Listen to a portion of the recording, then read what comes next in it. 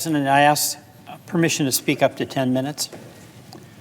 Without objection, the senator from Vermont is recognized. Thank you, Mr. President, and I thank my colleagues for joining me here today.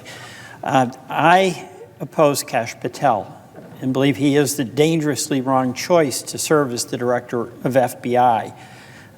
We all have great admiration for the FBI. The men and women there serve our nation, do hard work every day, and for decades they've served as a non-political agency that protects us and defends the rule of law. I believe that Mr. Patel is on a mission to wreck the FBI. It's his own words. He wants to turn the FBI building into a monument or museum to the deep state. You know, I believe that this country and Congress is in the midst of a slow-moving but rapidly accelerating constitutional crisis. This is real, and we can ignore it or see it. It began most visibly, of course, on January 6, 2021, when two norms of this republic, the peaceful transfer of power and the renunciation of violence to affect the outcome of a vote count and certification, were breached, and where many members of the House and Senate also voted against certifying the election of the person chosen by the people in their own states. The president continues to say that the election was stolen, and he has coached his nominees to embrace the big lie.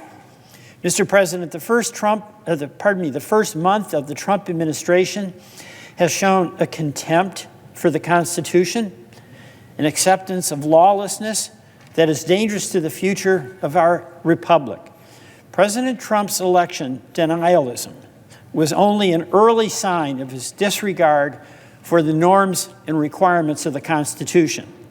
Now empowered in a second term by a Congress and a judiciary which refused to assert their independence, Mr. Trump has enacted executive order after executive order to dismantle our institutions. He doesn't have the authority to do what he's doing. The federal funding freeze, clearly unconstitutional, invasion of the Article I power of the purse, shutting down agencies created by Congress without authority, revoking birthright citizenship, a constitutional provision that he asserts he can do by executive order, removing leaders of independent agencies created by Congress, clearly unlawful, firing inspectors general in violation of notice requirements created by Congress, unlawful, firing government employees who have civil service protections, clearly unlawful, and pushing, really, a quid pro quo order at the Department of Justice to drop charges against a corrupt mayor in New York so he'll accede to whatever the wishes are of the Trump administration regarding local enforcement. And that's only a short list. And we have reached a point where a federal judge has found that the White House defied his order to release billions of dollars in federal grants, marking the first time that a judge has expressly declared that the Trump administration is disobeying a judicial mandate. That is trouble. The country is headed into a situation where, in addition to acting without authority, the president and his enablers are indicting, he will defy rulings from the third branch of our government. Vice President Vance has made it very clear what his point of view is on judges. Judges aren't allowed to control the executive's, quote, legitimate powers. And if the courts don't like it, let them enforce it. Of course, under our Constitution, since Marbury versus Madison, the court is the final arbiter of what is legitimate or what is not. And the executive branch must enforce the laws as interpreted by the co-equal branch of government. Mr. President, it is my view that this administration is showing maximum contempt for core constitutional values, including, most importantly, the separation of powers. This is not about what the president's agenda is. This is about his disregard about the limits that apply to each branch of government. And we have a dilemma. There are many in Congress that are fully in support of President Trump's policies. That's his right to pursue them, any member's right to support them. But it has to be that we accept our unique responsibility, each of the 100 U.S. senators, that we have to guarantee that in pursuit of those policies, it is done within constitutional boundaries. That is the glue that has held this country together through thick and thin for nearly 250 years. You know, this is not just talk about civic aspiration. It's a recognition that the separation of powers, that the system of checks and balances, we're custodians of that, each of us here. That the concept of the executive's ambition should be matched with the ambition of the legislature. That's what's held us together through the turmoil of our own history. We have fierce debates about important public policy matters, but what allows us to resolve them, despite intense disagreements, is staying within the guardrails of the Constitution.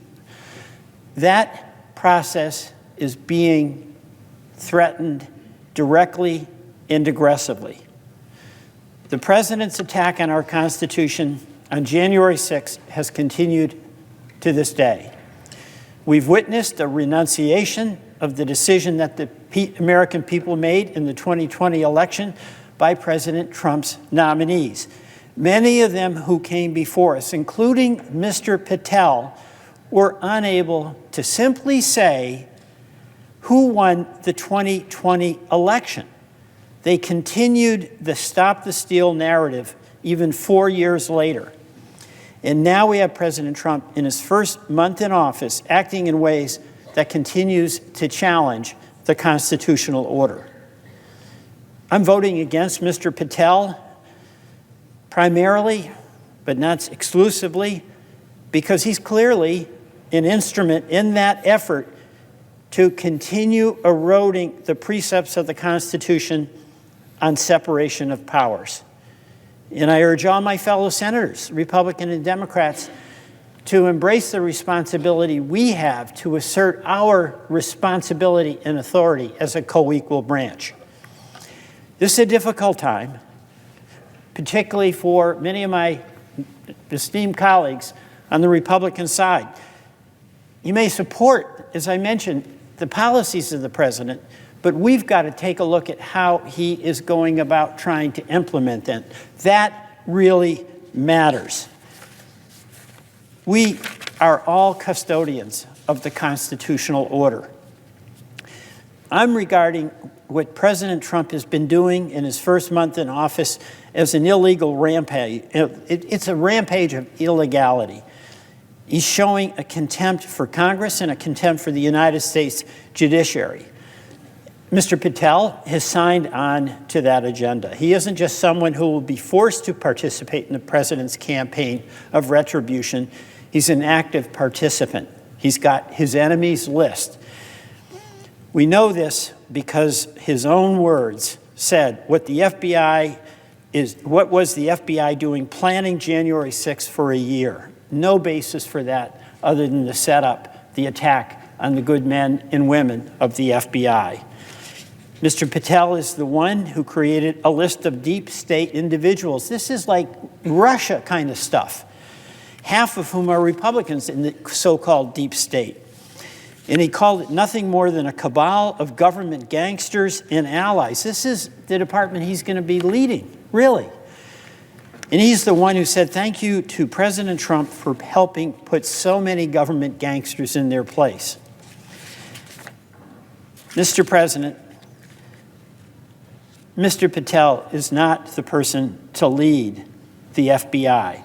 And my hope is that all of us should consider what Mr. Patel will do.